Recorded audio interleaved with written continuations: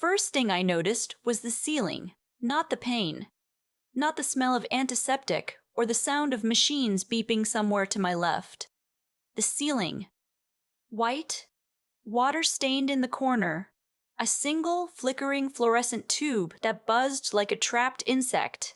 I stared at it for what felt like a very long time before I understood that I was alive. My throat felt like I'd swallowed gravel. My left arm was heavy, weighed down by an IV line, and when I tried to turn my head, a white-hot bolt of pain shot from my neck down through my shoulder. I sucked in a breath, held it, then I heard my mother's voice. "Baby." She was right there, close, her hand wrapping around my fingers before I'd even fully registered she was in the room. "Baby, can you hear me?" I opened my mouth to answer her. My voice came out cracked and thin. "Mom!" She made a sound, half relief, half something else I couldn't name, and squeezed my hand so hard it almost hurt. I turned my head slowly, carefully, and found her face. She looked terrible. Eyes swollen, lipstick long gone, a paper coffee cup in her free hand that was clearly not her first of the night. "What happened?" I managed. "You were in an accident," she said. "Your car, the intersection on Millbrook. Someone ran the light." Her voice was steady, but her jaw was tight. She was holding something back. I knew that jaw. "How bad?" "Concussion. 2 cracked ribs. Your knee." She paused. "You've been out for almost 14 hours. 14 hours. I processed that slowly, the way you process things when your brain is still half submerged. Then the next thought arrived, the obvious one, and I tried to push myself up. Where's my husband? Where's my mother's hand pressed flat against my shoulder? Gently, but firmly. She stopped me. And then she did something strange. She held one finger to her lips. I stared at her. She shook her head, barely a millimeter each direction, and cut her eyes toward the door. The door was open. There were voices in the hallway. I recognized one of them immediately, my mother-in-law. That particular cadence, low and precise, like every sentence was being dictated to a court reporter. I'd sat across from that voice at 40 Sunday dinners. I'd smiled through it at my own wedding. My mother's eyes stayed on mine, urgent and steady. I lay back against the pillow. I pretended to be unconscious. I should tell you who I am, or who I was then, so you understand how completely I failed to see any of this coming. My name is Cecily. At the time of the accident, I was 31 years old. I'd spent the previous 3 years working as a forensic accountant for a mid-sized firm in Charlotte, North Carolina, the kind of work that sounds dry until you explain what it actually involves, which is finding the money people are trying to hide. Divorces, fraud cases, insurance investigations. I was good at it. My supervisor once told me I had a talent for locating the gap between what a document claims and what actually happened. I thought that was the best professional compliment I'd ever received. I had been married for 14 months to a man I will call my husband, because even now, even after everything, using his name feels like giving him something he doesn't deserve. He was 36. His family owned a regional commercial real estate development company, the kind that had been in the family for 2 generations, with all the entitlement and informal accounting practices that implied. His mother ran the family's finances with an iron grip. His father smiled at everything and agreed with nothing. His older sister treated me with a politeness so precise it was indistinguishable from contempt. I had loved him. I want to be clear about that. I had genuinely, completely loved him, in the way you love someone when you're tired of being alone and they arrive at exactly the right moment and seem to be everything you were waiting for. He was warm, attentive, funny in a self-deprecating way that I found charming. He remembered small things. The way I took my coffee, the name of my college roommate, my complicated feelings about my father's death. He paid attention. That matters to me. It always has. What I didn't understand until I was lying in a hospital bed pretending to be unconscious was that paying attention can be a skill deployed in two completely different directions. My mother-in-law walked into my room. I kept my eyes closed, my breathing slow. The machine monitoring my heart rate was the only thing that scared me. I could feel my pulse climbing. But I couldn't do anything about that. I just had to hope she didn't look at the screen. She didn't. She was on the phone. "She's still out," she said. A pause. "No, the mother is here, but that's fine. She doesn't know anything." Another pause, and then lower. "The timeline has to move up. If she recovers and starts asking questions about the Hargrove accounts, we have a problem. You understand me? A real problem." I didn't breathe. "He knows what he needs to do. I've already spoken to him." Her voice dropped another register, the way people's voices do when they think they're saying the most important thing in the room. "This marriage was always temporary. The question is just how we handle the exit." The door swung mostly shut behind her as she moved further into the hallway, and I lost the rest of it. I lay there for a long time after that. My ribs hurt. My knee throbbed. And somewhere in the back of my skull, behind the concussion and the residual anesthesia and the exhaustion, something that had been soft was quietly turning to stone. My mother waited until visiting hours were over and the floor had gone quiet before she pulled her chair close and told me what she'd seen before I woke up. She'd arrived at the hospital 4 hours after the accident. She lived in Raleigh, 90 minutes away, and hadn't been called until late. By the time she got to my room, my husband's entire family was already there. His mother, his father, his sister, and 2 people she didn't recognize but who spoke to the family with the kind of easy familiarity that suggested they weren't strangers. My husband had barely looked up from his phone. He didn't ask the nurses anything. My mother said. Her voice was careful, the way it gets when she's trying not to say what she's actually thinking. "He didn't ask about your prognosis. He didn't ask what they were monitoring. He just sat in the corner and typed." I watched her face, and when I started to wake up, "His mother made eye contact with him," she said, "and he stood up and said he was going to get coffee. He left the room before you opened your eyes." She let that sit between us for a moment. "Mom," I said, "I need you to bring me my laptop. And don't tell anyone." I'd been married for 14 months, but I'd been suspicious for about 3. Not of infidelity. Not at first. The thing that snagged my attention was a document. We'd bought a house together 11 months into our relationship. Too fast, I know that now. But at the time, it felt like momentum, like proof that we were real. His family had contributed to the down payment. I hadn't loved that arrangement. But my husband had a way of framing things that made objection feel small-minded. "It's just how they do things," he'd told me. "It doesn't mean anything. They do it for everyone in the family." The house was titled in both our names. I had signed the mortgage documentation at a closing that lasted 45 minutes and involved a stack of papers roughly the thickness of a hardback novel. The closing attorney was someone his family had used for 30 years. 3 months before the accident, I had been reorganizing our home office, looking for a file related to a client case. Something mundane, and I had found a folder tucked inside a hanging file labeled UTILITIT. Inside the folder was a document I did not recognize. It was a deed of trust amendment, dated 8 months earlier, bearing what appeared to be my signature. I had never seen that document in my life. I didn't say anything to my husband. I photographed every page with my phone, put the folder back exactly where I'd found it, and spent the next 3 weeks telling myself there was probably a reasonable explanation. There wasn't, and I knew it, but I wasn't ready yet. Sometimes you need a few weeks to build up the nerve to know what you already know. Then the accident happened, and his mother stood in my hospital room and said the words, "Hargrove accounts." I knew the Hargrove accounts. I had flagged a discrepancy in a file with that name 8 months ago during a routine review. One of my husband's family's companies was tangentially connected to a client I was auditing. I'd mentioned it to my supervisor. He told me it was outside the scope of our engagement. I'd let it go. I had let a lot of things go.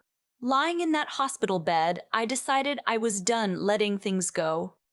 My mother brought my laptop the next morning, slipped inside her oversized tote bag underneath a cardigan and a paperback she'd clearly grabbed off her nightstand without looking at the title. She was not a woman built for espionage. She handed it to me with the expression of someone defusing a bomb and said, "I'm going to go get breakfast, and I'm going to stay gone for 2 hours." I kissed her cheek and opened the laptop before she cleared the doorway. I want to be precise about what I did in those 2 hours, because I've had to explain it several times since. To attorneys, to investigators, and once to a very skeptical insurance adjuster who seemed personally offended by how organized I was. I did not hack anything. I did not access any system I wasn't authorized to access. What I did was begin systematically reviewing every financial document I had legitimate access to as a joint owner of our marital assets, and I did it the way I'd been trained to do it, methodically, without assumptions, following the numbers wherever they led. What I found in those 2 hours, and in the weeks that followed, once I was home and recovered enough to work with full concentration, was not subtle. The subtlety had worn off sometime around month 9 of our marriage, when, I can only assume, my husband and his family had decided that I was sufficiently comfortable and insufficiently attentive. They were wrong on the second count. The deed of trust amendment was real. My signature on it was not. Or rather, it was, in the sense that someone had very carefully reproduced it. I had signed dozens of documents at that closing, and whoever had prepared the amendment had clearly practiced. But forensic document analysis doesn't lie, and when I eventually got that page in front of an expert, she identified the forgery in under 20 minutes. The amendment had restructured the ownership of our house.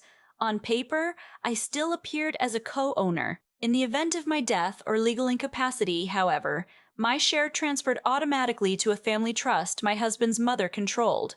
I had not agreed to this. I had not been informed of it. I had not signed it.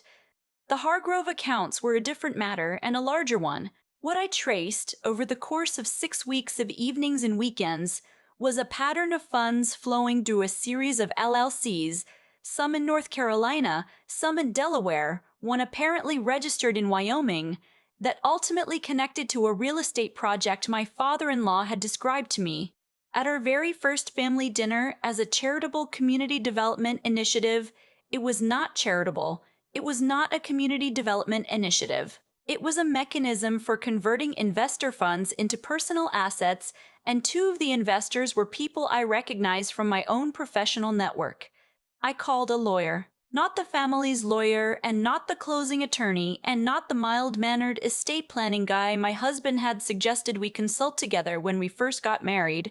I called a woman I'd worked with on a fraud case 3 years earlier.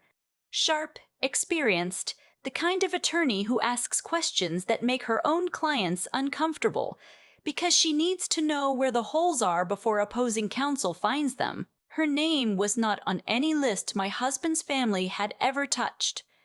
"Tell me everything," she said, "and don't leave anything out because you think it makes you look bad." So I did. My husband came to see me in the hospital on my second day. He brought flowers, a grocery store arrangement, the kind you grab from the refrigerated case without really looking.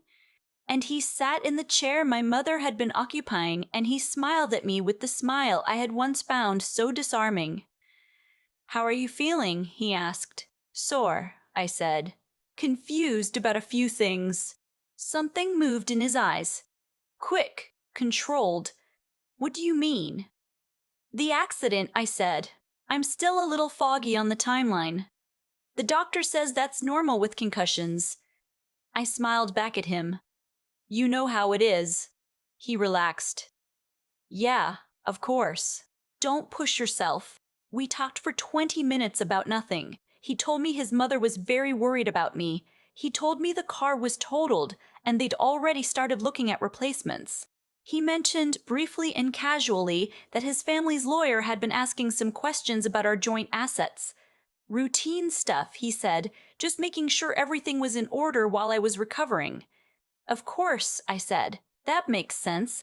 After he left, I sat for a long time looking at the grocery store flowers. Then I took out my phone and texted my attorney. He mentioned the assets. They're moving. She replied within 3 minutes, good. So are we. I won't pretend the next 4 months were easy. They weren't. Recovering from a concussion while simultaneously building a financial fraud case, while simultaneously navigating a marriage that you know is over but can't yet say is over, is an experience I would not recommend to anyone. There were nights when I sat at my kitchen table, my husband out at a dinner he described vaguely as work stuff, with spreadsheets open on one screen and a glass of wine. I wasn't really drinking on the table, and I felt so profoundly alone that the feeling had a physical weight to it. But I had been trained to follow documents. And the documents were very clear. My attorney filed for divorce on a Wednesday morning. By Wednesday afternoon, we had also submitted a formal complaint to the North Carolina Attorney General's office regarding the Hargrove accounts, supported by a documentation package that my attorney later described as aggressively thorough. By Wednesday evening, a separate referral had been made to the FBI's Financial Crimes Unit at the suggestion of one of the attorneys they brought in to review the interstate elements of the LLC structure. I had also, quietly and with considerable legal assistance, had the forged deed of trust amendment invalidated and the original title interest restored entirely in my name. That one had taken 2 months of careful maneuvering and a strongly worded letter from a handwriting expert. It was, my attorney told me, the part that would make my husband's family the most furious. More than the AG complaint, more than the FBI referral, more than the divorce itself. Because it wasn't just money. It was the thing they'd done believing I would never look. They had believed that because my husband had told them I wouldn't. I've thought about that a lot. My husband called me the evening the divorce papers were served. I let it go to voicemail. He called twice more. Then his mother called from a number I didn't recognize. I didn't pick up, but I knew her voice from the 3-second voicemail she left. That precise, unhurried cadence. She said she thought we should talk. She said there had been some misunderstandings. She said the family had always cared about me. I sat on my couch in the apartment I'd moved into 3 weeks earlier. My name alone on the lease, my own furniture, a window that faced east and caught the morning light, and I listened to that voicemail twice. Then I thought about my mother's face in that hospital room, the way she'd held one finger to her lips, the way she'd known, somehow, before I did, that the danger in that moment was not the concussion or the cracked ribs, but the people standing in the hallway speaking freely because they assumed I couldn't hear them. My mother had raised me alone after my father died. She'd worked night shifts at a hospital for 11 years, so I could go to a school with a good accounting program. She had driven 90 minutes in the dark to sit next to my bed and squeeze my hand and not say a single word to anyone about what she'd observed, because she understood instinctively that information held in silence is information preserved. I deleted the voicemail. Then I blocked the number. The FBI investigation is ongoing. I can't say more than that. My attorney has advised me not to discuss the specifics publicly, and I've learned, if nothing else, to take legal advice seriously. What I can say is this: I am 32 years old now. I live in an apartment I chose myself, in a neighborhood I love, with a coffee shop on the corner that knows my order. I work the same job, doing the same thing I've always done, finding the gap between what a document claims and what actually happened. I'm very good at it. I should have applied it sooner. I know that. There were signs I explained away, questions I decided not to ask, a folder and a hanging file I found and photographed and then spent 3 weeks pretending I hadn't found. I was not naive. I was hopeful, which is different and harder to defend and maybe more human. But I know something now that I didn't know before, The moment someone counts on your silence to carry out their plan, your silence is the only thing standing between them and everything they want. I stopped being silent on a Wednesday morning. It turned out that was all it took. There's a moment I keep coming back to, even now. Not the hospital room, not the forged document, not the Wednesday morning I filed. It's the image of my mother sitting in that chair, exhausted, lipstick long gone, a cold coffee cup in her hand, staying completely quiet while the people who wanted to hurt me stood just beyond the doorway. She didn't call them out. She didn't call him out. She didn't panic. She just held my hand and waited, because she understood something I had to learn the hard way, that integrity isn't always loud. Sometimes it's the decision to stay still, pay attention, and protect what matters without letting anyone know you're doing it. I spent a long time being angry at myself for not seeing it sooner. The document in the filing cabinet, the closing attorney I didn't research, the dinner table conversation about a charitable initiative I accepted at face value because I wanted to believe the people around me were who they presented themselves to be.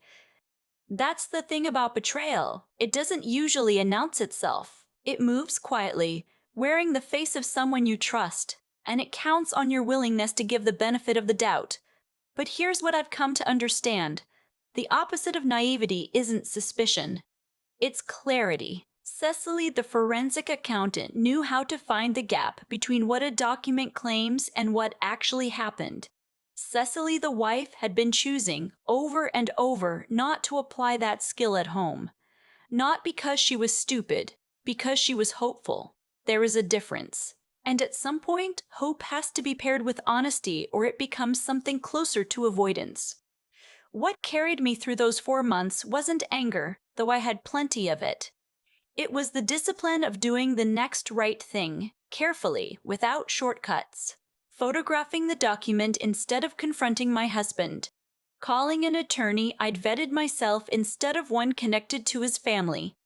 Building the case file one evening at a time when I was tired and sore and sitting alone in a kitchen that had started to feel like a stage set. There were nights I wanted to send a message, make an accusation, let them know I knew. I didn't. I kept working. That restraint, the choice to act from reason rather than emotion, was the only thing that made any of it land. And then there's the question of what you do with the knowledge that someone looked at your trust and saw an asset to be managed. My husband paid attention to me. He really did. He remembered things, noticed things, made me feel seen, and all of it was information being filed away, used to calibrate how much I could be guided, delayed, and ultimately deceived. That is one of the harder truths I've had to sit with. Not all attention is care. You can be truly known by someone who does not wish you well. What I know now is that I get to decide what I do with that. I can let it make me smaller, more guarded, slower to trust, or I can let it make me more precise, clearer about what I'm looking at, quicker to name what I see, less willing to explain away the thing that doesn't add up. I choose the second one, not because it's easier, but because the alternative is letting them win twice. My mother drove 90 minutes in the dark to sit beside me. She asked nothing in return. I think about that every time I'm tempted to believe that no one can be trusted. Some people can. You just have to be awake enough to recognize them.